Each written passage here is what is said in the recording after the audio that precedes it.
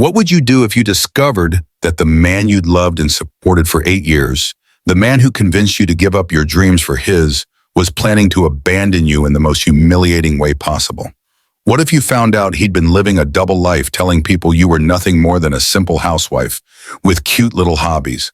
What if he'd been systematically destroying your confidence for years, making you believe you were lucky to have him, while secretly planning to leave you with nothing? Well, tonight's story is about a woman who discovered her husband's ultimate betrayal just 3 weeks before he planned to execute it. But instead of falling apart, she did something extraordinary. She used skills he never knew she possessed to uncover secrets that would destroy everything he'd built. What her cheating husband didn't realize was that the simple housewife he was about to abandon had been hiding the most incredible secret of her own, one that would turn his moment of triumph into his complete destruction. Before we dive into this tale of hidden strength and the sweetest revenge you've ever heard, tell me where you're watching from tonight. And if you love stories about women who refuse to stay small, hit that subscribe button, because you won't want to miss what happens when someone underestimates the wrong woman. But first, let me take you back 3 weeks before that life-changing dinner to the moment everything began to unravel. The crystal wine glass slipped from my trembling fingers, shattering against the polished marble floor of Le Bernardin, as my husband of 8 years stood up, straightened his charcoal tie with practiced precision, and delivered the words that would change everything. "I'm sorry, everyone," Jordan announced to our anniversary dinner companions, his voice carrying that confident tone I'd once found so attractive. "But I can't do this anymore. Sarah deserves better than living a lie." The hushed gasps from neighboring tables created a symphony of shock that seemed to echo off the restaurant's soaring ceilings. 37 other diners turned to witness what they assumed was my public humiliation, the moment when Jordan Hayes, successful technology executive, graciously freed himself from the burden of an ungrateful wife. But what Jordan didn't know, what none of them knew, was that in exactly 30 minutes, I would stand up, raise my own glass, and deliver a revelation that would not only silence every patron in this exclusive Manhattan restaurant, but completely shatter the carefully constructed world he thought he controlled. Because while my husband believed he was abandoning a dependent housewife who had spent 8 years organizing charity luncheons and managing our social calendar, he had absolutely no idea that the woman he was leaving owned the building. We were sitting in, employed over 200 people, and held the power to unravel every assumption he'd built his arrogance upon. The evening had begun exactly like every anniversary dinner we'd shared over the past 8 years. Jordan had made reservations at Le Bernardin, the same upscale French restaurant where he'd proposed, where we'd celebrated every milestone, where he felt most important, surrounded by Manhattan's financial elite. He'd specifically requested our usual corner table, the one with the perfect view of the harbor lights twinkling through floor-to-ceiling windows, where he could see and be seen by the other power players who frequented this establishment. I had arrived early, as was my custom, wearing the emerald silk dress he'd selected for me last Christmas. "It brings out your eyes," he'd said, "and makes you look like the perfect executive wife." My hair was arranged in the elegant chignon he preferred, my makeup applied with the subtle precision he'd coached me toward over the years, my smile practiced and serene. To any observer, I was exactly what I appeared to be: Sarah Mitchell Hayes, devoted wife of rising tech star Jordan Hayes, the supportive woman behind the successful man.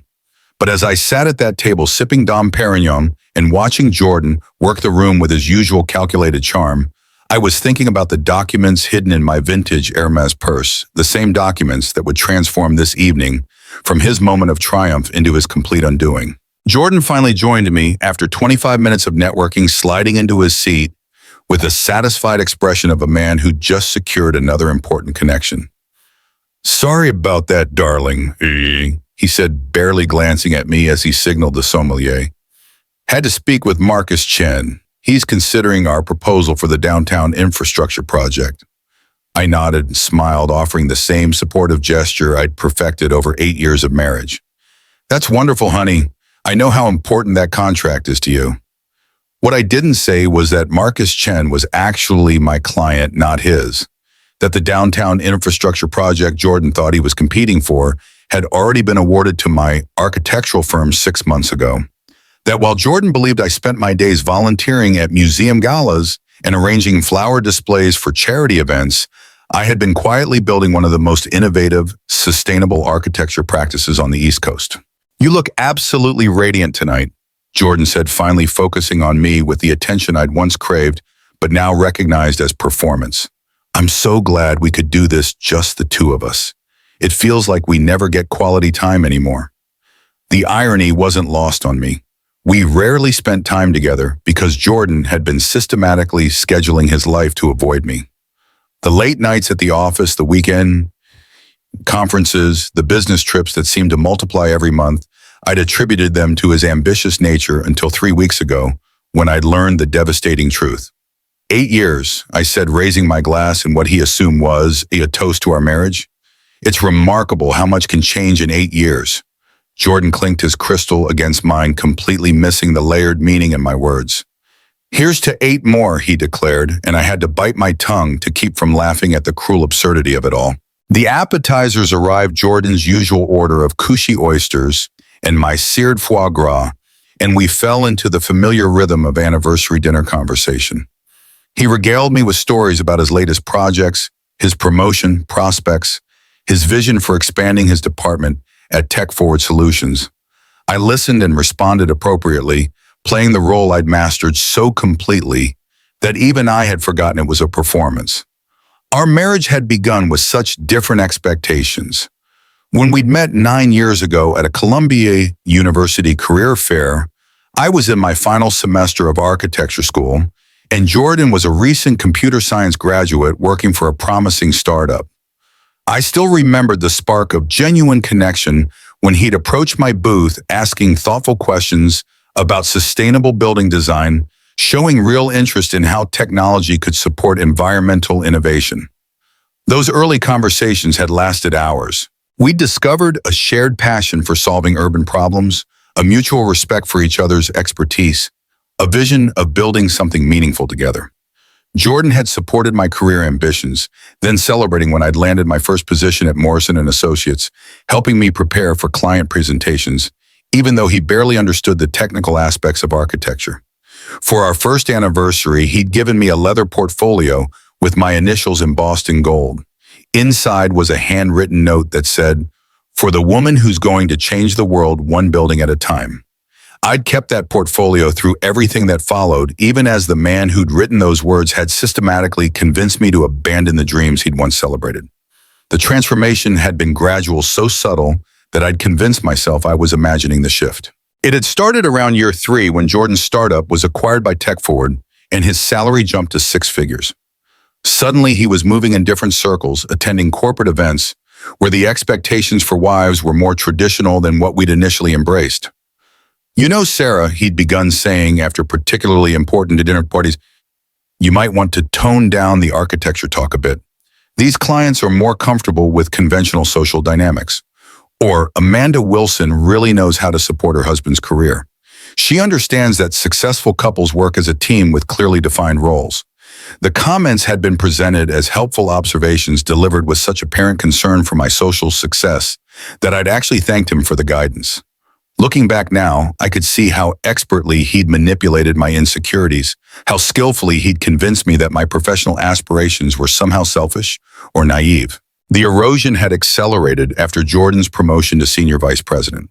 He'd started bringing home stories about his boss's wife, Elena, who had wisely given up her law career to focus on entertaining and supporting her husband's rise through the corporate hierarchy. Jordan would speak admiringly about Elena's elegant dinner parties, her charitable work, her understanding that a successful executive needed a wife who could enhance rather than compete with his professional image. "It's not that your career isn't important," he'd explained when I'd mentioned wanting to pursue larger architectural projects. "It's just that at this level, appearance matters. People judge a man by his wife's priorities. If you're always stressed about deadlines and client meetings, it reflects poorly on both of us." Gradually, I'd found myself declining challenging projects, turning down opportunities that might require travel, or evening meetings, accepting a part-time consulting position that allowed me to maintain the flexible schedule Jordan deemed appropriate for his social standing. I'd convinced myself it was a temporary compromise, that once he felt more secure in his position, we could reassess our arrangement. But tonight, sitting across from the man who was about to abandon me for supposedly holding him back, I understood that there had never been any intention of reassessment. Jordan had systematically dismantled my professional confidence because my success had threatened his sense of superiority. He'd needed me to be smaller so he could feel larger. Actually, Sarah, Jordan said, setting down his fork and adopting the serious expression I'd learned to dread, there's something important I need to discuss with you. My heart began racing, though not for the reason he expected. I knew what was coming. I'd been preparing for this moment for 3 weeks, ever since I discovered the truth about his double life. These past few months, he continued, reaching across the table to take my hand. I've been doing a lot of thinking about what I want from life, about whether we're still compatible, whether we still want the same things. I maintained my composure even as every instinct screamed at me to throw my wine in his perfectly groomed face. What are you saying, Jordan? His touch was gentle but distant, the caress of someone already emotionally detached. I'm saying that we've grown in different directions. You're content with your volunteer work and your book clubs, and that's admirable. But I need someone who understands my ambitions, someone who can be a true partner in building something significant. The breathtaking audacity of his words struck me like a physical blow. Jordan was describing the need for a real partner to a woman who had built a multi-million-dollar business while he dismissed her work as cute hobbies. He was talking about ambition to someone whose architectural innovations had been featured in international design magazines he'd never bothered to read. Someone like Colette, I asked quietly. The color drained from Jordan's face. His hand jerked away from mine as if I'd burned him. What did you say, Colette Morrison? Your business development manager. The woman you have been seeing for the past 14 months. The woman you have taken on every one of those business trips you told me about. The woman you've been building a life with while lying to my face every single day.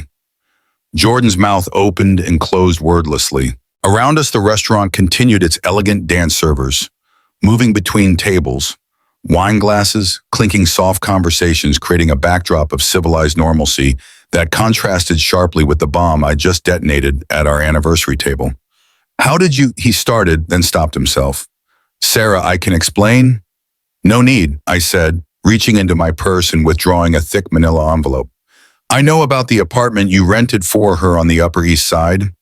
I know about the vacation you took to Tuscany last month when you told me you were at a conference in Seattle. I know about the engagement ring you purchased 3 weeks ago. Jordan stared at the envelope as if it contained evidence of his own murder. You hired a private investigator. I laughed, a sound that held no warmth whatsoever. Oh, Jordan, you still don't understand, do you? You think your little wife needed to hire someone to uncover your secrets? That's when he stood up. That's when he straightened his tie and delivered the speech I'd been expecting, the one designed to make him look like the noble party in our divorce, the one that painted me as a dependent wife who couldn't appreciate his success, who was holding him back from his true potential. I'm sorry, everyone, he announced to our table and the surrounding diners who had turned to watch our obvious confrontation. But I can't do this anymore. Sarah deserves better than living a lie. And then he walked out, leaving me sitting alone at our anniversary table with the envelope in my hands and a restaurant full of curious eyes watching my every move. But Jordan Hayes had just made the biggest mistake of his life. Because what he didn't know, what he'd never known in 8 years of marriage, was that while he'd been playing corporate politics and conducting his affair, his supposedly dependent wife had been quietly revolutionizing sustainable architecture under her maiden name. While he'd been dismissing my hobbies, I'd been designing buildings that would outlast his entire career. While he'd been lying about business trips, I'd been winning international awards for innovations he couldn't even comprehend. The woman he'd just abandoned wasn't the grateful housewife he'd tried to create. She was Sarah Elizabeth Mitchell, principal architect and founder of Mitchell Environmental Design, the firm that had quietly become one of the most respected sustainable architecture practices in North America. And in exactly 30 minutes, when the shock wore off and the whispers died down, I was going to stand up and deliver a revelation that would teach Jordan Hayes exactly what happened when you underestimated the wrong woman. The silence that followed Jordan's dramatic exit stretched for what felt like an eternity. I could feel the weight of sympathetic stares from neighboring tables, the hushed conversations of people who had just witnessed what they assumed was a wealthy man graciously freeing himself from an ungrateful wife. The server approached hesitantly, unsure whether to clear Jordan's place setting or pretend nothing had happened. "Ma'am, would you like me to?" he began softly. "Leave everything exactly as it is," I said, my voice steadier than I felt. "And please bring me another glass of the Chassagne Montrachet, the 2018. His eyebrows rose slightly at my request for a wine that cost more per glass than most people's weekly grocery budget, but he nodded and retreated. Around me, the restaurant's elegant atmosphere continued unchanged, but I could sense the undercurrent of speculation rippling through the dining room. Poor thing, they were probably thinking. How humiliating to be abandoned like that in public. What will she do now without her husband's income to maintain this lifestyle? If only they knew. I opened the manila envelope and spread its contents across the white tablecloth, organizing the documents with the same methodical precision I used when presenting architectural plans to clients. Bank statements showing accounts Jordan had never known existed, business registration papers for Mitchell, environmental design the firm I'd built from nothing over the past 6 years, property deeds that would shock him to his core, and at the bottom of the pile, the document that would destroy every assumption he'd made about our marriage and my capabilities. The sommelier arrived with my wine, performing the ritual of presentation and tasting with professional courtesy despite the obvious drama that had just unfolded. As he poured the golden liquid into my glass, I caught sight of my reflection in the restaurant's mirrored wall. The woman looking back at me appeared composed, elegant, untouchable, but I could see the fire burning behind her eyes. 8 years of suppressed ambition finally ready to break free. "Excuse me," said a gentle voice beside me. I looked up to see an elderly woman from the neighboring table, her silver hair perfectly styled, her expression kind but concerned. "I hope you don't mind my intrusion, dear, but I couldn't help but notice what just happened. Are you all right?" That was a terrible way for any man to treat his wife. I smiled at her, genuinely touched by the concern from a stranger. "Thank you for asking. Actually, I'm better than I've been in years." She looked puzzled, probably expecting tears or devastation instead of the calm confidence I radiated. "I'm Eleanor Whitfield," she said, extending a jeweled hand. "My late husband and I own several restaurants in the city. If you need assistance, a recommendation for legal counsel, perhaps I'd be happy to help." Eleanor Whitfield. I knew the name, of course. She and her husband had built an empire of fine dining establishments, including the very restaurant where we sat. What she didn't know was that I'd been the architect behind the renovation of their flagship location 2 years ago, working under my maiden name through a consulting firm to maintain my privacy. "That's very kind of you, Mrs. Whitfield. I'm Sarah Mitchell. Well, I suppose I'll be going back to Mitchell soon enough." I gestured to the chair Jordan had vacated. "Would you care to join me? I have a feeling this evening is about to become much more interesting." Intrigued, Eleanor accepted my invitation, settling into Jordan's abandoned seat with the grace of someone accustomed to navigating social complexities. Her husband, a distinguished gentleman with kind eyes, followed suit, both of them clearly curious about the mysterious woman who seemed remarkably composed after such public humiliation. "Mitchell," Eleanor repeated thoughtfully. "Why does that name sound familiar?" I reached across the table and handed her one of my business cards, elegant black cardstock with silver lettering that read, "Mitchell Environmental Design, Sarah Mitchell, Principal Architect." Her eyes widened as recognition dawned. "You're the architect who designed the new Whitfield Plaza," she breathed. "The sustainable building that won the International Green Design Award last year." "Among other projects," I confirmed, taking a sip of my wine, "including the renovation of Le Bernardin that you're sitting in right now." The pieces were falling into place for Eleanor, and I could see the exact moment she realized the magnitude of what she'd just witnessed. This wasn't a helpless wife being abandoned by her breadwinner husband. This was a successful businesswoman whose spouse had just made a catastrophic error in judgment. "My dear," Eleanor said slowly, "does your husband know about your accomplishments?" I laughed, a sound that held 8 years of suppressed frustration and newfound freedom. "Jordan thinks I spend my days arranging charity luncheons and attending book clubs. He has no idea that Mitchell Environmental Design has been Tech Forward Solutions' primary competitor for the past 3 years. He doesn't know that I own the building where his company leases their offices. And he certainly doesn't know that the downtown infrastructure project he's been desperately trying to land was awarded to my firm 6 months ago. Eleanor's husband leaned forward, his expression shifting from sympathy to something approaching awe. You've been living a double life. Not by choice, I admitted. When Jordan and I met, I was just starting my career. He was supportive initially, but as his own success grew, he became dismissive of my ambitions. He started making comments about how I should focus on supporting his career, how having two demanding professionals in one family was impractical. So I learned to keep my work separate. I operated under my maiden name, used a different office address, built my client base through word of mouth and careful networking. The irony was exquisite. While Jordan had been climbing the corporate ladder at Tech Forward, believing himself to be our household's primary earner, my firm had been employing 63 people, completing projects in 8 countries, and generating revenue that exceeded his annual salary by a factor of 12. But why hide it? Eleanor asked. Why not simply divorce him years ago if he couldn't appreciate your success? It was a fair question, one I'd asked myself countless times during the lonely nights when Jordan was supposedly working late, but was actually building a relationship with Colette. Because I loved him, I said simply. Or I loved who he used to be. I kept thinking he'd change, that he'd remember the man who once encouraged my dreams instead of dismissing them.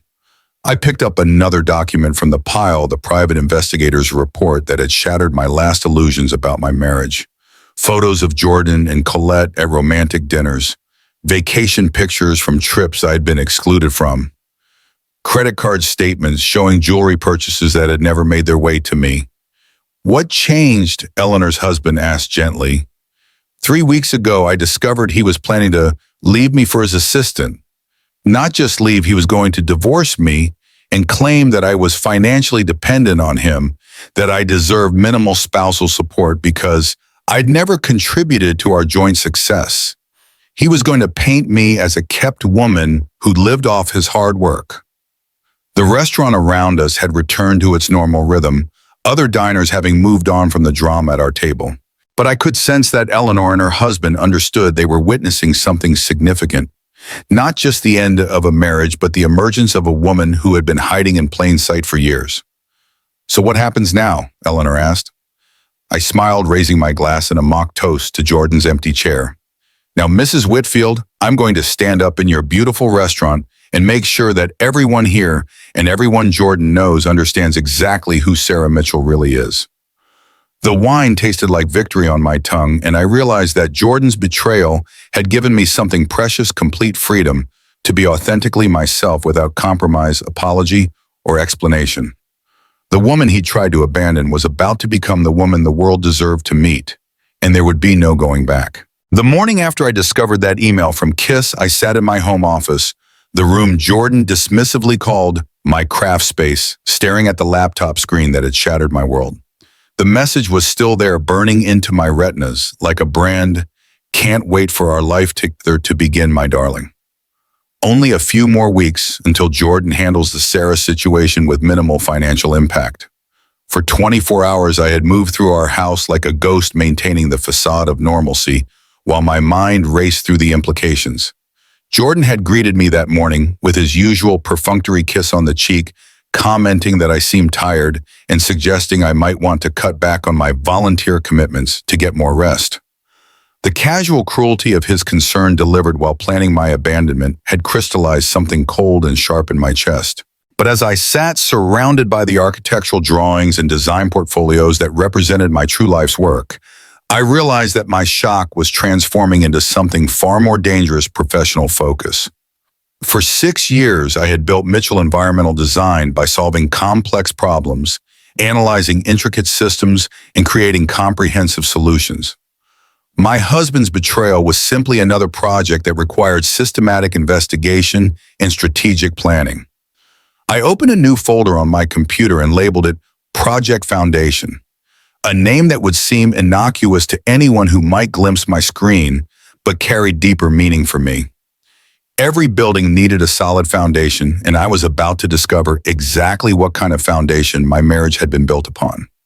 The first step was understanding the scope of the deception. As an architect, I knew that structural problems were rarely isolated. One weakness usually indicated systemic failure. If Jordan was having an affair, if he was planning a divorce while researching ways to minimize my financial settlement, then there were likely other lies, other betrayals I hadn't yet uncovered. I began with what I knew. Jordan's laptop contained evidence of a relationship with someone named Kiss, whom I suspected was Colette Morrison, the business development manager he had hired 8 months ago. But I needed more than suspicion. I needed documentation patterns, proof that would stand up to legal scrutiny. My architectural training had taught me to think in layers: foundation, structure, systems, finishes. I applied the same methodology to my investigation. Layer 1, establish the basic facts of the affair. Layer 2, understand the financial implications. Layer 3, uncover any additional deceptions. Layer 4, prepare for whatever I might discover. The irony wasn't lost on me that I was about to use skills Jordan had never acknowledged I possessed to uncover secrets he'd never imagined I could find. I started with the digital evidence, approaching it with the same systematic precision I brought to analyzing building specifications. Jordan was meticulous about his technology, a habit that had once impressed me, but now worked in my favor. He backed up everything to our shared cloud storage, never suspecting that his supposedly tech-illiterate wife understood exactly how to access and analyze digital information. What I found in those cloud files painted a picture of betrayal so comprehensive it took my breath away. The affair with Colette hadn't been a recent development or a moment of weakness. It was a calculated relationship that had been building for over a year, documented in hundreds of messages that revealed not just intimate feelings, but detailed planning for our divorce. The earliest messages dated back 14 months, starting with seemingly innocent work communications that gradually became more personal. I watched their relationship develop through timestamps and increasing familiarity, seeing how Jordan had pursued her with the same methodical approach he'd once used to win me. But what struck me most was how he described our marriage to justify his actions. According to Jordan's messages, I was a woman who had lost her spark, someone who was content with a superficial life and couldn't understand real ambition. He painted me as clingy and dependent, grateful for his financial support and social status, but incapable of contributing anything meaningful to our partnership. He'd created a fictional version of me, a woman who bore no resemblance to the architect who had designed award-winning buildings, while he remained completely oblivious. Reading those messages felt like watching someone dissect a stranger who happened to share my name. The Sarah that Jordan described to Colette was a woman I didn't recognize, couldn't respect, and certainly couldn't defend. But more than the pain of his betrayal was my growing understanding of how deliberately he had constructed this narrative. He hadn't simply fallen out of love with me. He had systematically rewritten our history to justify abandoning me while minimizing his financial obligations. The financial planning was the most chilling aspect of what I discovered. Jordan had been researching divorce strategies for months, consulting with attorneys about how to protect his assets and minimize spousal support. He documented my lack of career ambition and financial dependency as evidence that I deserved minimal settlement. He'd even researched ways to challenge prenuptial agreements and claimed that my volunteer work demonstrated I was capable of supporting myself without his assistance. But as I dug deeper into his digital life, I realized the affair and divorce planning were just the beginning. Jordan's files revealed a pattern of deception that extended far beyond our marriage. I found evidence of expense account fraud, personal trips charged to his corporate credit card dinners, with Colette billed as client entertainment, even the apartment he'd rented for their affair listed as a temporary office space for tax purposes. There were communications about a consulting contract he'd awarded to a company owned by his college roommate, despite the fact that Tech Forward's policy required competitive bidding for contracts over $50,000. Most disturbing was a series of messages about stock trades based on information from municipal planning meetings where Jordan learned about upcoming infrastructure projects that would impact various companies' valuations. My husband wasn't just cheating on me, he was engaging in securities fraud and corporate corruption. The scope of Jordan's deceptions was staggering, but what truly amazed me was how careless he'd been with the evidence. He'd kept detailed records of everything, apparently never considering that anyone might have the skills or motivation to piece together his various schemes. His arrogance had made him sloppy, and his sloppiness was about to become his downfall.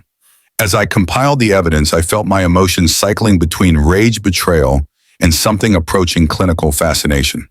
The architect in me admired the complexity of what Jordan had constructed, layers of deception that supported his desired lifestyle while protecting him from consequences. But the woman in me was horrified by the calculating coldness required to maintain such an elaborate facade while sharing my bed, my meals, my life. 3 days into my investigation, I realized I needed professional help. The evidence I'd gathered was damning, but I needed to ensure it would be legally admissible and properly documented. More importantly, I suspected there might be aspects of Jordan's deception that required expertise I didn't possess. I made an appointment with Rebecca Chen, a forensic accountant whose firm had worked with my architectural practice on several municipal projects. Rebecca specialized in uncovering financial fraud, and her discretion was legendary in our professional circles.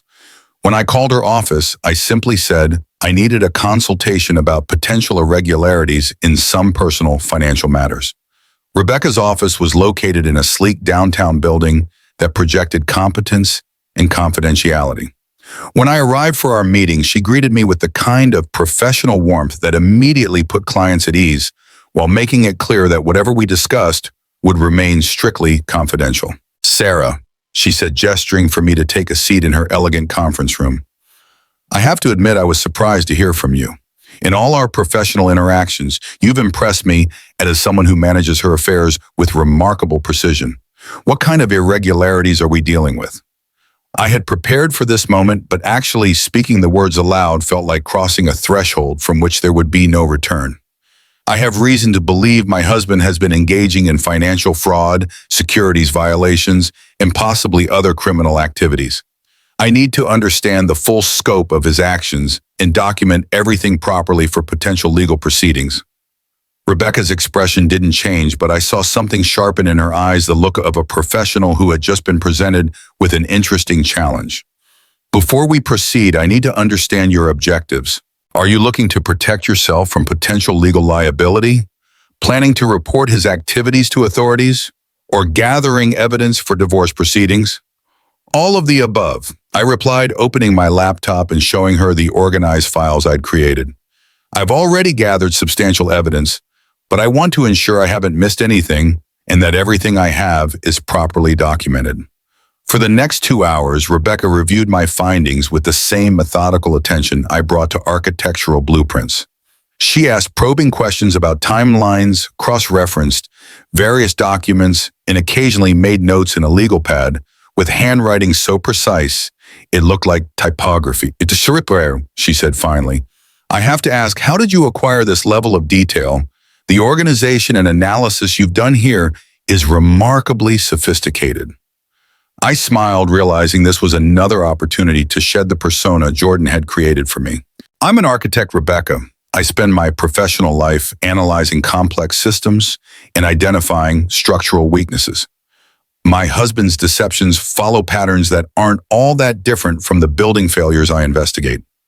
Rebecca nodded slowly, and I could see her mentally recalibrating her assessment of me.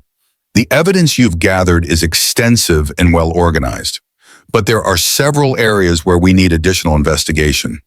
The securities violations alone could result in federal charges, and if there's a pattern of corporate fraud, the authorities will want to see everything." She pulled out a contract and set it on the table between us. "I'm going to recommend that you engage our firm to conduct a comprehensive forensic investigation. We'll need to examine bank records, trading accounts, corporate communications, and any other financial documentation you can access. The process will take several weeks, but when we're finished, you'll have a complete picture of your husband's activities." "And what about the divorce proceedings?" I asked. "With this level of documentation, your attorney will be able to argue for substantial spousal support and potentially punitive damages. If your husband has been hiding assets or engaging in fraud, those activities will significantly impact any settlement negotiations." As I signed the contract, I felt a surge of satisfaction that had nothing to do with revenge and everything to do with professional competence. For years, Jordan had dismissed my analytical abilities, suggesting I was too emotional or naive to understand complex financial matters. But I was about to demonstrate that an architect's training in systematic analysis could be applied to far more than building design. There's one more thing, Rebecca said as we concluded our meeting. Based on what you've shown me, I suspect your husband may have additional hidden assets or financial arrangements you haven't discovered yet. People who engage in this level of deception rarely limit themselves to one scheme. We should assume there's more. Walking back to my car, I felt a strange sense of liberation. For the first time in years, I was using my full intellectual capacity, applying my professional skills to solve a problem that mattered deeply to me. Jordan had spent so much energy convincing me I was intellectually inferior to him, but the investigation I just initiated would require capabilities he'd never recognized I possessed. That evening, as Jordan shared details about his day over dinner, carefully edited details I now realized, I listened with new understanding. Every casual lie, every misdirection, every manipulation was simply more evidence of the case I was building against him. His confidence that I would never discover his deceptions had made him careless, and his carelessness was about to cost him everything. "You seem distracted tonight," he commented, noting my unusually quiet demeanor. "Just tired," I replied, offering the kind of empty smile I'd perfected over years of concealing my true thoughts. "I had a busy day with the museum fundraiser planning." He nodded absently, already losing interest. In his mind, my volunteer work was so trivial it didn't merit follow-up questions. If he'd asked, I would have had to fabricate details about committee meetings and catering decisions. But Jordan's dismissiveness meant I could lie as easily as he did, and he would never think to question me. As I cleared the dinner dishes, I thought about the irony of our situation. Jordan believed he was master of deception, carefully managing multiple relationships and financial schemes while maintaining his facade of devoted husband. But he'd never considered that his supposedly naive wife might be equally capable of conducting a complex investigation while maintaining her own facade of ignorant contentment. The difference was that my deception had a purpose beyond self-interest. I wasn't just gathering evidence to protect myself. I was documenting a pattern of behavior that would ensure Jordan faced appropriate consequences for his actions. His victims weren't limited to me. His securities fraud affected other investors, his corporate corruption damaged his employer, and his tax evasion hurt every honest taxpayer. Justice would be served, but it would be served with the precision and thoroughness that only systematic investigation could provide. Over the following weeks, I settled into a routine that felt remarkably similar to managing a major architectural project. I maintained my cover by continuing my normal volunteer activities and social commitments, but my real energy was focused on Project Foundation. Rebecca's team worked with impressive efficiency, following financial trails and uncovering connections I never could have found alone. The evidence continued to accumulate, each new discovery more damning than the last. 3 weeks into the investigation, Rebecca called me with an urgency in her voice that immediately set my nerves on edge. "Sarah, we need to meet immediately. I found something that changes everything." Within an hour, I was back in her conference room where she had spread financial documents across the table like pieces of an intricate puzzle. But the expression on her face told me this puzzle revealed a picture far darker than I had imagined. "Your husband's deceptions go much deeper than securities fraud and expense account abuse." She began without preamble. "We've uncovered evidence of a systematic embezzlement scheme that's been operating for at least 3 years. She handed me a thick folder containing bank statements, wire transfer records, and what appeared to be altered corporate documents. Jordan has been creating fake consulting contracts and vendor agreements, then funneling the payments into accounts controlled by shell companies he established. The amounts are substantial. We're talking about over $2 million in fraudulent transactions. I stared at the documents, my architectural mind automatically organizing the information into logical patterns. Jordan hadn't just been stealing money. He'd been building an entirely parallel financial system and designed to hide assets and generate untraceable income. But there's more. Rebecca continued, her voice taking on the tone of someone delivering news that would fundamentally alter my understanding of reality. The investigation has revealed that Jordan isn't working alone. He's part of a network of corporate executives who have been sharing inside information about municipal infrastructure projects. They've been using that information to manipulate stock prices and property values, generating profits while ordinary investors lose money. The scope of the conspiracy was breathtaking. Rebecca showed me communications between Jordan and four other executives at different companies, all of whom had access to information about upcoming government contracts, zoning changes, and infrastructure improvements. They'd been coordinating their investments to maximize profits while avoiding the kind of suspicious trading patterns that might attract regulatory attention. The Securities and Exchange Commission has been investigating unusual trading activity in municipal bond markets for months, Rebecca explained. They just haven't connected it to this particular group yet. But with the evidence we've gathered, that's about to change. I felt a strange mixture of horror and professional admiration as I studied the documents. Jordan's scheme was remarkably sophisticated, requiring detailed knowledge of securities law, corporate accounting, and municipal finance. He demonstrated intellectual capabilities I'd never suspected he possessed, using them for criminal purposes, while dismissing my legitimate professional achievements, trivial hobbies. What about our personal finances? I asked, dreading the answer. That's where things get even more complicated. Jordan has been using your joint accounts to launder some of the stolen money, making it appear as if you were a knowing participant in his schemes. If these activities are discovered by authorities, you could potentially face criminal charges as an accessory. The blood drained from my face as I understood the implications. Jordan hadn't just been planning to abandon me. He'd been setting me up to take the fall for his criminal activities. The man I trusted with my life, my future, my financial security had been systematically positioning me as a potential scapegoat for his own crimes. However, Rebecca continued, noting my expression. The evidence we've gathered clearly shows that you had no knowledge of these activities.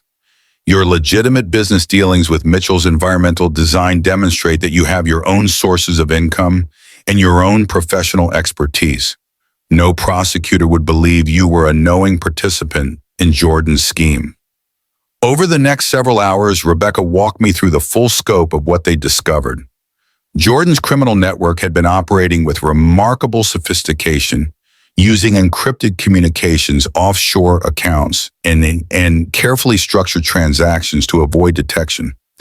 But their very sophistication had created an extensive paper trail that forensic accountants like Rebecca could follow and document. The personal betrayal was devastating enough, but understanding that Jordan had been willing to sacrifice my freedom and reputation to protect himself revealed a level of calculated cruelty that took my breath away. This wasn't a man who had fallen out of love and made poor choices. This was someone who viewed other people as expendable resources to be used and discarded as necessary. Sarah, Rebecca said, gently recognizing the emotional impact of what she'd revealed. I know this is overwhelming, but you need to understand that you're in a position of considerable power now.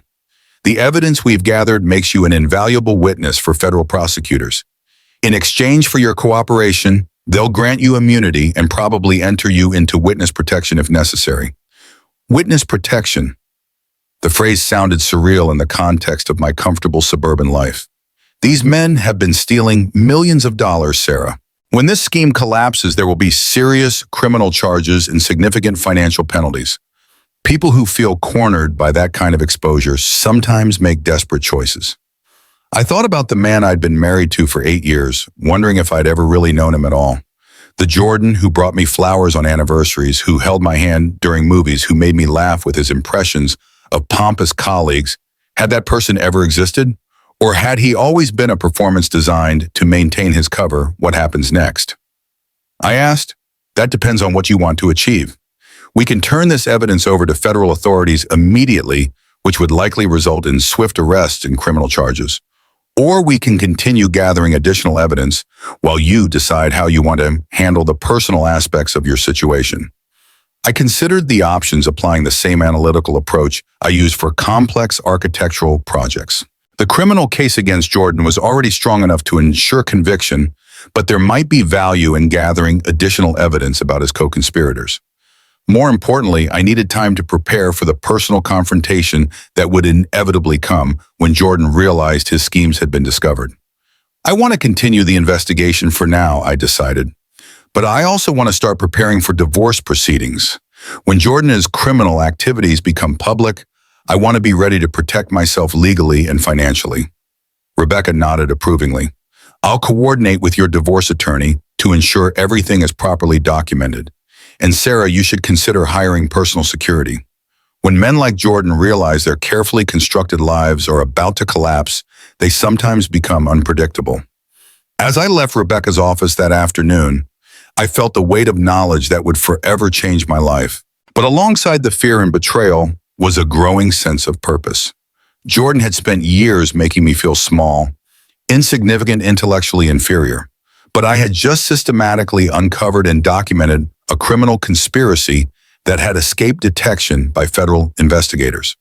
The woman Jordan had dismissed as a suburban housewife with cute hobbies was about to bring down a network of corporate criminals.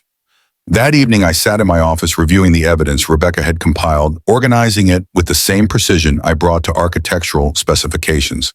The documents told a story of systematic greed and calculated betrayal that extended far beyond my marriage.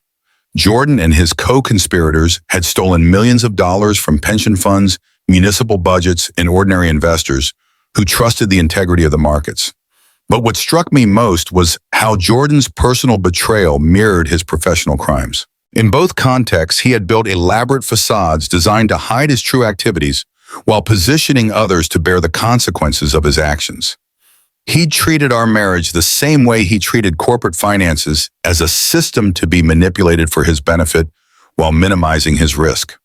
The phone rang, interrupting my analysis. Jordan's name appeared on the caller ID. "Hi, darling," he said with the casual affection that now sounded like mockery. "I'm going to be late tonight. Emergency meeting with the municipal contracts team. Don't wait up." "Of course," I replied, my voice carrying the same supportive tone I'd perfected over years of believing his lies. "I hope everything goes well with your meeting." After ending the call, I checked the surveillance app Rebecca had helped me install on our shared devices. Jordan's phone showed he was actually at the apartment he'd rented for Colette, probably planning their future together while I sat at home analyzing evidence of his crimes. The irony was perfect. While Jordan believed he was conducting a secret affair that would lead to his liberation from our marriage, he was actually providing me with real-time documentation of his deceptions. Every lie, every false alibi, every manipulative conversation was being recorded and cataloged for future use. I opened a new document on my computer and began drafting what I privately called a revelation strategy. Like any major architectural project, Jordan's downfall would require careful planning, precise timing, and flawless execution. But unlike the buildings I designed, this structure would be built to collapse spectacularly, taking down everyone who had contributed to its corrupt foundation. The next morning brought an unexpected visitor. As I was reviewing financial documents in my office, the doorbell rang. Through the window, I saw a woman in her 50s, professionally dressed, with the kind of confident bearing that suggested someone accustomed to handling difficult situations. "Mrs. Hayes," she said when I opened the door, "I'm Detective Lisa Martinez with the Financial Crimes Unit. I was hoping we could have a conversation about some irregularities we've noticed in municipal contract awards."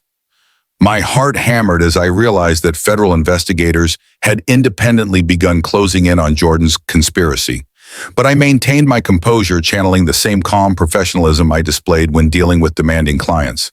"Of course," I said, inviting her inside. "Though I'm not sure how I can help. I don't have any involvement with my husband's work." Detective Martinez smiled with the kind of knowing expression that suggested she'd heard similar claims before. Sometimes spouses notice things without realizing their significance. Unusual travel patterns, unexplained income changes, and behavior details that might seem trivial but actually indicate larger problems. As we sat in my living room, I made a calculated decision. Detective Martinez represented law enforcement authority that could protect me from Jordan's potential retaliation while ensuring his crimes faced appropriate consequences. But I needed to approach the conversation carefully, providing information without revealing the extent of my own investigation. "Detective Martinez," I said, "before we continue, I should tell you that I've recently discovered some disturbing information about my husband's activities. I've been trying to understand the situation myself, but I'm beginning to think this requires professional investigation." Her expression sharpened with interest. "What kind of information?" "Evidence of financial irregularities possible, securities violations, and what appears to be systematic fraud involving municipal contracts. And how did you come across this evidence? I took a deep breath, knowing that my next words would irrevocably commit me to a path that would destroy my marriage, but potentially save my freedom. 3 weeks ago, I accidentally discovered that my husband has been having an affair. When I began looking into his activities, I found evidence of criminal behavior that goes far beyond personal betrayal. Detective Martinez leaned forward with the intensity of someone who had just heard exactly what she'd been hoping to find. Mrs. Hayes, I think we need to have a much longer conversation. But first, I need to advise you of your rights and discuss the possibility of protective custody. As I listened to Detective Martinez explain the federal investigation that had been building around Jordan's activities, I realized that my personal quest for truth had intersected with a larger pursuit of justice. The evidence I'd gathered wasn't just ammunition for divorce proceedings. It was the key to dismantling a criminal conspiracy that had been stealing from public funds and corrupting municipal government. But more than that, I understood that I was finally being seen as the competent, analytical, formidable woman I had always been. Detective Martinez didn't treat me as a naive wife who had stumbled onto information she couldn't understand. She recognized me as an intelligent ally whose systematic investigation had provided crucial evidence for their case. The woman Jordan had spent years diminishing was about to become the witness whose testimony would send him to federal prison. Over the following 2 weeks, my life transformed into something resembling a complex architectural project with the highest possible stakes. Working with Detective Martinez and Rebecca Chen, I had become the central coordinator of an investigation that would ultimately bring down not just Jordan, but an entire network of corporate criminals who had been stealing from public funds for years. But as satisfying as it was to see justice taking shape, I found myself increasingly focused on a more personal objective, the moment when I would confront Jordan with the truth about what I'd discovered. The federal case would proceed regardless of my personal feelings, but I needed him to understand exactly who had been responsible for his downfall. Detective Martinez had initially suggested that I maintain my facade until the federal arrest could be coordinated, but I had different plans. I wanted Jordan to experience the same shock and helplessness he'd planned to inflict on me. I wanted him to understand that the woman he'd dismissed as intellectually inferior had systematically dismantled his entire life using skills he'd never bothered to recognize. The anniversary dinner at Le Bernardin provided the perfect opportunity. I had suggested the dinner myself, framing it as a romantic gesture to celebrate our 8 years of marriage. Jordan had eagerly agreed, probably viewing it as the ideal setting to deliver the breakup speech he'd been planning. The restaurant's exclusive atmosphere, the presence of influential witnesses, the theatrical potential of the moment, everything aligned with his need to appear magnanimous while publicly humiliating me. What he didn't know was that I'd been planning my own performance for weeks. Sarah, Rebecca had said during one of our final strategy sessions, "Are you certain you want to handle the confrontation this way? Detective Martinez could arrange for Jordan's arrest before the dinner, which would spare you the emotional trauma of a public scene." "The public scene is exactly what I want," I'd replied.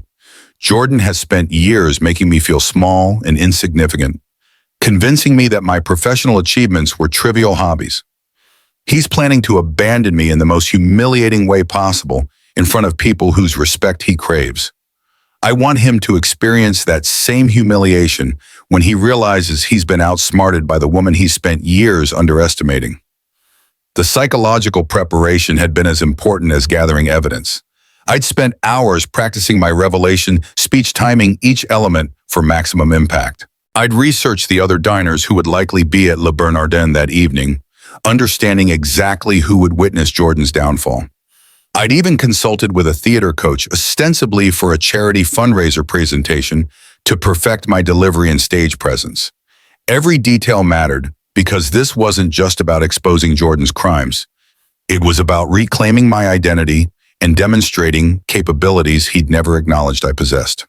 The night before our anniversary dinner, I stayed in my office organizing the evidence I would present. The manila envelope contained carefully selected documents that told the story of Jordan's betrayal in the most damning possible terms. Bank statements showing the money he'd stolen, screenshots of his communications with Colette, photos from their romantic trips, legal documents proving his attempts to minimize my divorce settlement while setting me up as a potential accessory to his crimes. But beyond the evidence was something more powerful: the complete financial profile of Mitchell Environmental Design. Tax returns showing my firm's multi-million-dollar revenue. Client testimonials praising my innovative designs. Awards and recognition from architectural organizations around the world. Proof that while Jordan had been dismissing my work as amateur crafting, I'd been building one of the most respected sustainable architecture practices in North America. The woman he'd planned to abandon as a financially dependent housewife was actually more successful than he'd ever been. As I prepared for bed that night, I thought about the 8 years of marriage that would effectively end the following evening. There had been genuine love in the beginning, real partnership, and mutual respect. But Jordan's systematic effort to diminish my confidence and professional identity had gradually poisoned everything good between us. I'd spent years wondering if I was the problem, if my ambitions were selfish or unrealistic, if I should be grateful for the comfortable life Jordan provided instead of yearning for professional fulfillment. His gaslighting had been so subtle and persistent that I'd begun to doubt my own capabilities, my own worth, my own right to pursue meaningful work. But the investigation had proven that my instincts had been correct all along.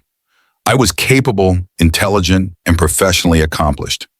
Jordan's need to make me feel inferior had been about his own insecurities, not any actual limitations on my part. Tomorrow night, the world would see Sarah Mitchell, not the diminished version of myself I'd become as Jordan's wife, but the architect, businesswoman, and strategist I'd always been underneath his attempts to reshape me. The morning of our anniversary dinner, I began my preparation with the same methodical approach I brought to presenting design proposals to major clients. I selected my outfit carefully, the emerald dress Jordan had chosen for me, but styled with accessories that projected confidence rather than compliance. I arranged my hair in the elegant style he preferred, but with subtle differences that made me feel like myself rather than his creation. As I applied my makeup, I practiced the key phrases of my revelations speech, ensuring my voice would carry the right combination of composure and devastating authority. I'd learned from years of client presentations that delivery was often more important than content. The most brilliant design concept could fail if presented without confidence, while even modest ideas could succeed when delivered with conviction. Jordan spent the day in meetings, probably coordinating final details of our divorce with his attorney while planning his evening with Colette. His casual texts throughout the day reminding me about our dinner reservations, suggesting I wear the emerald dress, expressing excitement about our special evening, carried a cruel irony that would soon become apparent to everyone present. At 3 p.m., I received a final call from Detective Martinez. "Sarah, the federal arrest warrants are ready to execute.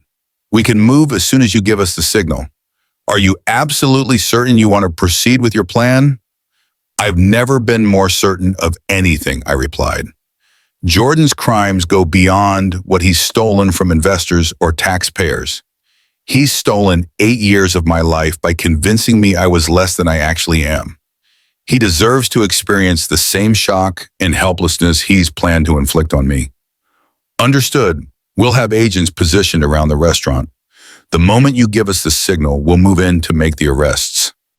As I prepared to leave for Le Bernardin, I took one final look around the office where I'd built my real life while maintaining the facade of Jordan's perfect wife. The architectural drawings, award certificates, and client photographs represented the woman I'd always been, even when I'd forgotten her myself. Tonight, she would finally step into the light. The drive to Le Bernardin felt like approaching the most important presentation of my career. As I navigated Manhattan traffic, I mentally rehearsed each element of my plan. Jordan would deliver his prepared speech about needing someone who understood his ambitions. I would respond with devastating calm, presenting evidence of his crimes while revealing my own professional achievements. The witnesses would realize they were seeing not the breakdown of a dependent wife, but the strategic revelation of a woman who had been systematically underestimated. The federal agents would make their arrests, but only after Jordan had experienced the full impact of understanding exactly who had outsmarted him. When I arrived at the restaurant, I could see Jordan through the window, already networking with other patrons, building his audience for what he believed would be his moment of magnanimous liberation. He had no idea that he was actually assembling witnesses for his own professional and personal destruction. I checked my phone one final time, confirming that Detective Martinez was in position and ready to coordinate the arrests. The evidence was organized in my purse, each document carefully arranged for maximum dramatic impact. My revelation speech was memorized, timed, and ready for delivery. Everything was perfect.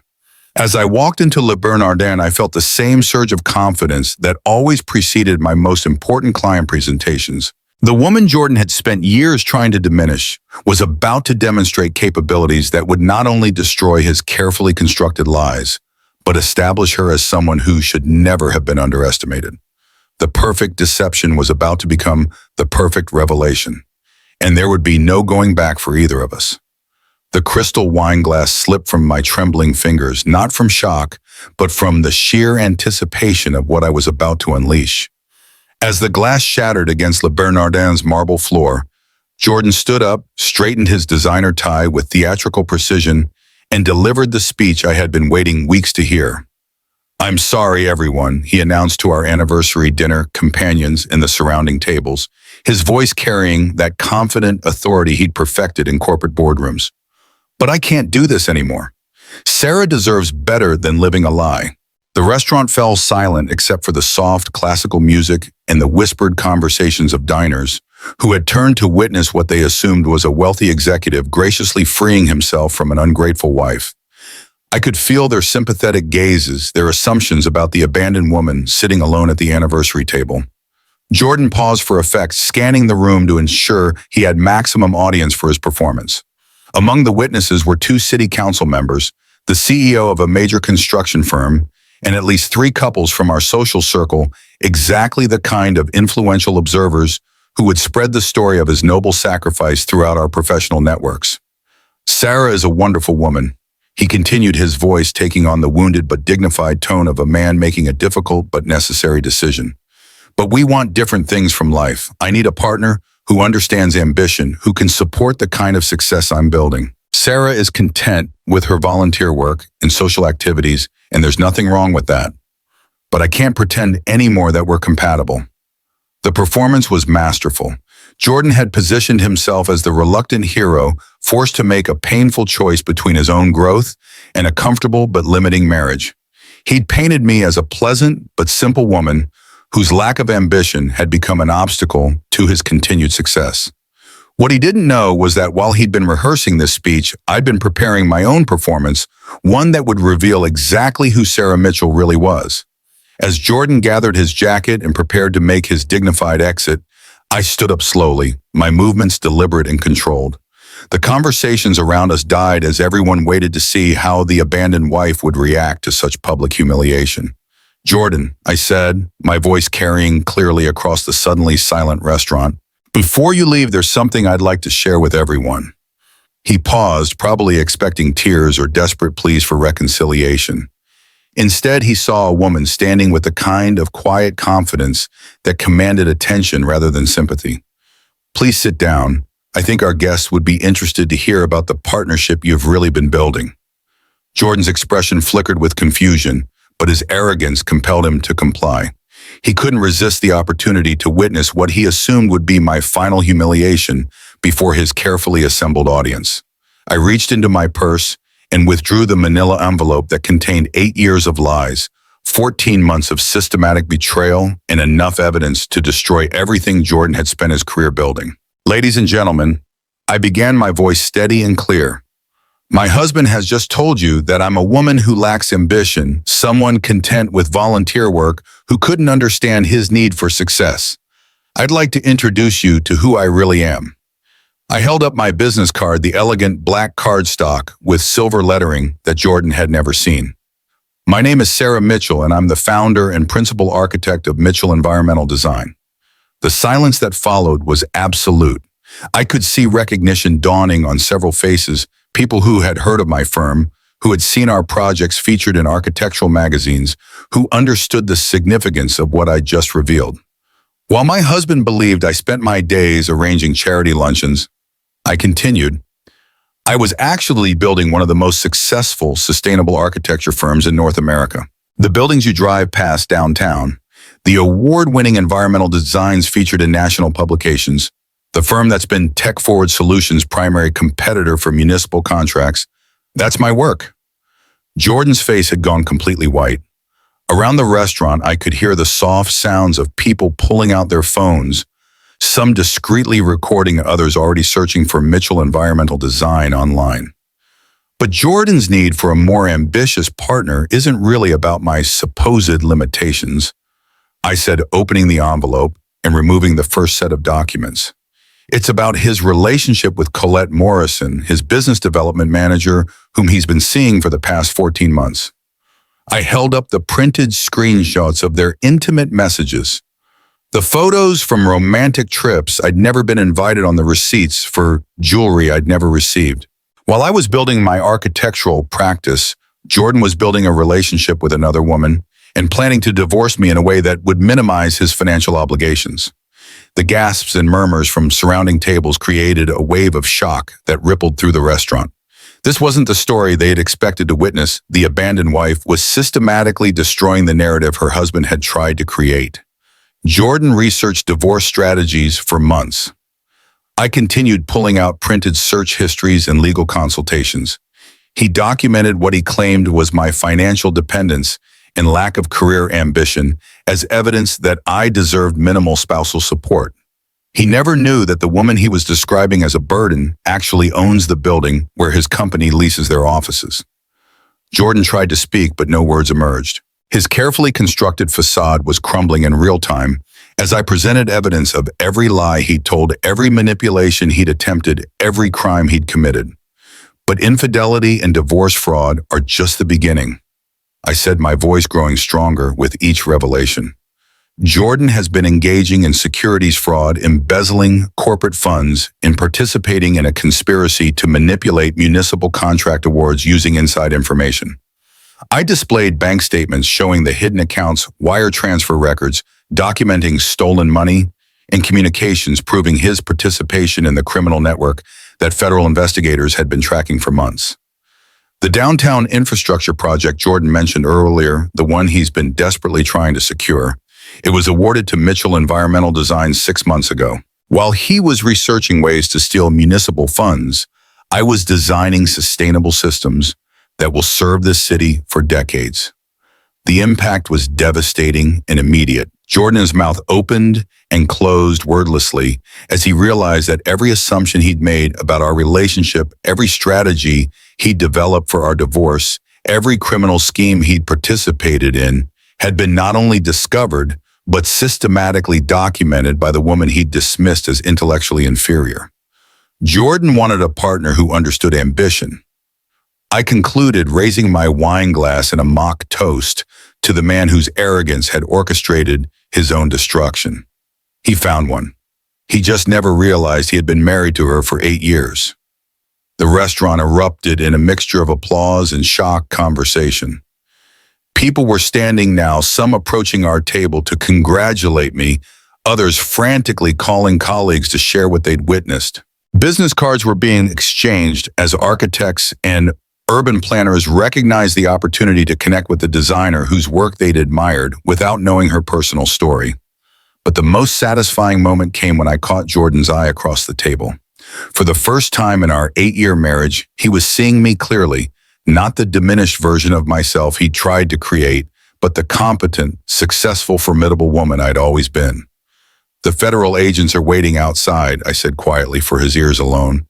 Detective Martinez has been very patient, but I thought you deserved to understand exactly who had outsmarted you before they make the arrests. Jordan's collapse was total. The confident executive who had walked into Le Bernardin planning to publicly humiliate his dependent wife was now a broken man who realized he'd been systematically outmaneuvered by the very person he'd spent years underestimating. As if summoned by my words, Detective Martinez appeared at our table, her badge clearly visible, as she approached with 2 other federal agents. "Jordan Hayes," she said with professional authority, "you're under arrest for securities fraud, conspiracy, and embezzlement of federal funds." The handcuffs clicked into place as the restaurant watched in stunned fascination. The man who had begun the evening as a successful executive making a difficult personal decision was ending it as a criminal being led away in federal custody. But I barely watched his arrest. Instead, I was accepting congratulations from fellow diners, exchanging business cards with potential clients, in experiencing the intoxicating sensation of being seen and appreciated for who I actually was.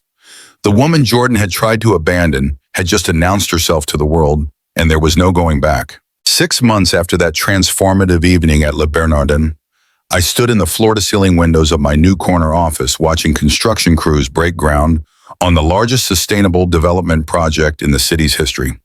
The irony wasn't lost on me that the site had originally been designated for the downtown infrastructure contract Jordan had been so desperate to secure through his criminal network.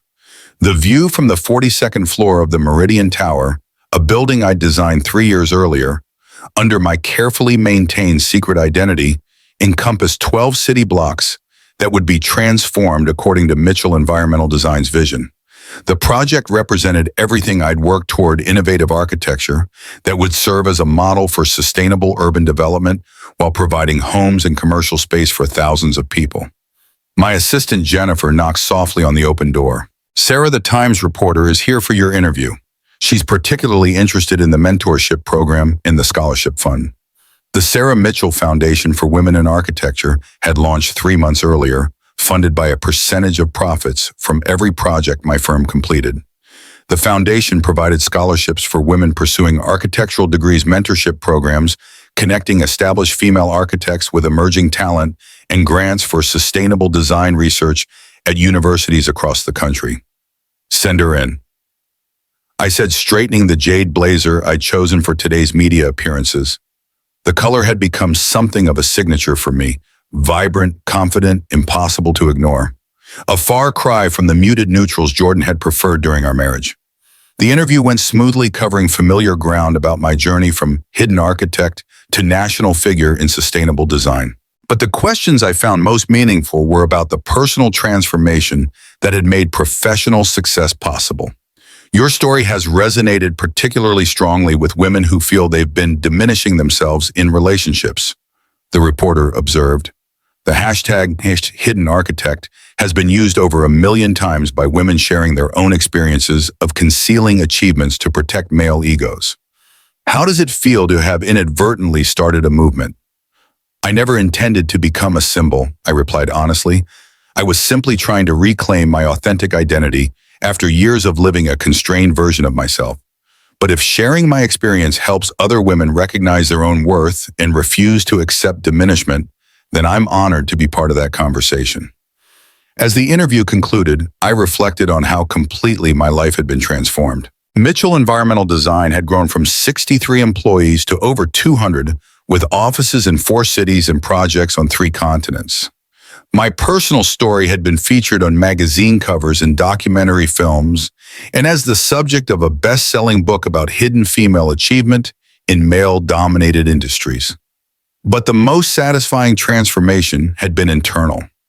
The woman who had once doubted her own capabilities, who had allowed someone else's insecurities to constrain her ambitions, had evolved into someone who trusted her instincts and refused to apologize for her success. Jordan's downfall had been as complete as my rise had been meteoric. The federal trial had lasted 3 months, with my testimony serving as the cornerstone of the prosecution's case against the entire criminal network. The evidence I'd gathered, systematic, thorough, and unassailable, had made conviction inevitable. Jordan received a 12-year federal prison sentence for securities fraud, embezzlement, and conspiracy. His co-conspirators received similar terms, while their criminal activities resulted in over $50 million in penalties and restitution to affected investors and taxpayers. Tech Forward Solutions had terminated Jordan's employment immediately after his arrest, and the company had subsequently hired Mitchell Environmental Design to audit their infrastructure projects for potential irregularities. Colette Morrison had cooperated with federal investigators in exchange for immunity, providing additional evidence about Jordan's crimes while revealing the extent to which he had manipulated her perceptions of our marriage. According to her testimony, Jordan had described me as clingy and dependent, someone who lacked the intelligence to understand his professional ambitions. The fictional version of me that Jordan had created to justify his affair bore no resemblance to the architect whose buildings were reshaping skylines across the country. The divorce proceedings had been surprisingly swift once Jordan's criminal activities became public. With his assets frozen and his reputation destroyed, he had no leverage to contest my financial settlement or challenge the evidence of his systematic betrayal. I had retained ownership of all marital property, including the house where I'd once felt so diminished, though I'd since sold it and moved to a penthouse apartment I'd designed myself. More importantly, the legal proceedings had provided a forum for documenting not just Jordan's crimes, but the psychological manipulation he'd used to undermine my confidence and professional identity. The court records included expert testimony about the effects of systematic gaslighting and emotional abuse, creating a precedent that would help other women facing similar situations. My phone buzzed with a text from Detective Martinez, who had become an unexpected friend during the investigation and trial. Saw your interview on the morning show. Jordan's parole hearing was denied again. He won't be eligible for review for another 3 years. I felt a complex mixture of satisfaction and sadness reading that update. Justice had been served, but it was impossible to forget that the man now serving time in federal prison had once been someone I'd loved, someone who had encouraged my dreams before he'd learned to fear them. The afternoon brought a steady stream of meetings and consultations that would have been impossible to imagine during my years of hiding. A delegation from the United Nations wanted to discuss implementing sustainable design principles in refugee settlement programs. The mayor's office was seeking input in climate resilience planning for coastal communities. 3 different architectural schools had requested my participation in curriculum development for the next generation of environmental designers. Each opportunity represented not just professional recognition, but validation of capabilities Jordan had spent years convincing me I didn't possess. The woman he'd dismissed as intellectually inferior was now consulted on policy decisions that would affect millions of people. As evening approached, I found myself reflecting on the journey that had brought me to this point.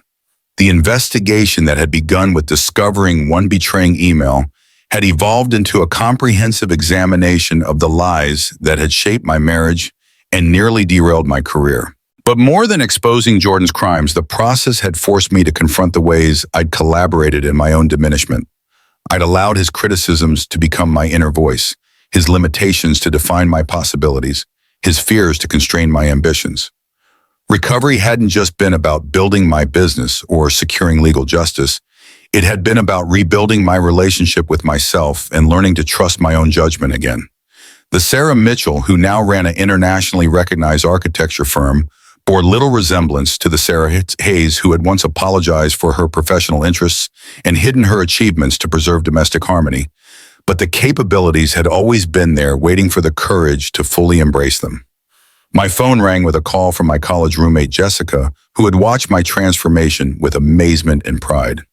"Sarah, I just saw the CNN interview. Do you ever think about what your life would have looked like if you'd left Jordan years ago?" It was a question I'd pondered many times during quiet moments between the chaos of professional success and media attention. "I think everything happened exactly when it needed to," I replied. "If I'd left Jordan earlier, I might never have developed the strength to build something completely independent. The years of feeling diminished taught me to value my own worth in a way that early success might not have provided. And now I'm designing buildings that will stand for centuries, mentoring young women who won't have to hide their ambitions and living authentically as the person I was always meant to be." Jordan thought he was abandoning a burden, but he actually set free an architect who will reshape how cities think about sustainability and community. As I ended the call and prepared to leave the office, I took one final look at the construction site visible from my windows. The sustainable development rising from that ground would house 3,000 families while maintaining net zero environmental impact. It represented not just architectural innovation, but a legacy of resilience, proof that even the most devastating betrayals could become foundations for extraordinary achievement. The woman Jordan had underestimated was building the future one sustainable structure at a time. Walking to my car that evening, I thought about the anniversary dinner at Le Bernardin that had changed everything. Jordan had planned that evening as his moment of liberation, the theatrical conclusion to a marriage he'd found constraining. Instead, it had become the beginning of my authentic life, the moment when Sarah Mitchell finally stepped out of the shadows and claimed her rightful place in the light. The marriage was over, but the empire I'd built would endure long after both of us were gone. And that felt like the most perfect justice of all. As I drove through the city where my buildings now form part of the skyline, I realized that Jordan's greatest crime hadn't been the money he'd stolen or the investors he'd defrauded. It had been his attempt to convince a capable woman that she was less than she actually was. That crime would never be repeated. The woman he'd tried to diminish had become a voice for authentic achievement, proof that hidden strength could emerge even from the deepest betrayals. The future stretched ahead, bright with possibilities Jordan had never imagined I could achieve. And I was ready for all of it. Sarah's transformation from hidden architect to internationally recognized leader reminds us of something profound. Sometimes our greatest betrayals become the catalyst for our most extraordinary achievements. For 8 years, she had allowed someone else's insecurities to diminish her. Light convinced that love meant making herself smaller to make her partner feel larger. But when Jordan finally revealed his true character, when he showed her that all those years of protecting his ego had been wasted on someone who saw her as disposable, Sarah discovered something remarkable. The capabilities he'd spent years convincing her she didn't possess had been there all along, waiting for the courage to fully embrace them. Today, Sarah Mitchell's buildings grace skylines across multiple continents. Her foundation has provided scholarships to hundreds of young women in architecture. Her story has inspired millions of women to stop hiding their achievements and start claiming their rightful place in the world. Jordan thought he was abandoning a burden. Instead, he set free a force of nature who would go on to reshape how cities think about sustainable development. The woman he underestimated became the architect of her own empire and his complete downfall. If Sarah's story touched something in your heart, if it reminded you of your own hidden strength, or inspired you to stop apologizing for your ambitions, please share it with the women in your life who need to hear this message. Hit that like button to let me know this resonated with you, and make sure you're subscribed with the notifications on, because Thursday's story is about a grandmother who discovered her son-in-law was stealing from her late husband's estate and the brilliant way she made sure he faced justice. Your stories of hidden strength and quiet revenge inspire these videos. Share your experiences in the comments below. I read every single one, and your courage might just become the next story that changes someone's life. Until next time, remember, never let anyone convince you that you're smaller than you actually are. The world needs your full light, not the dimmed version someone else is comfortable with. Sweet dreams, and I'll see you in the next one.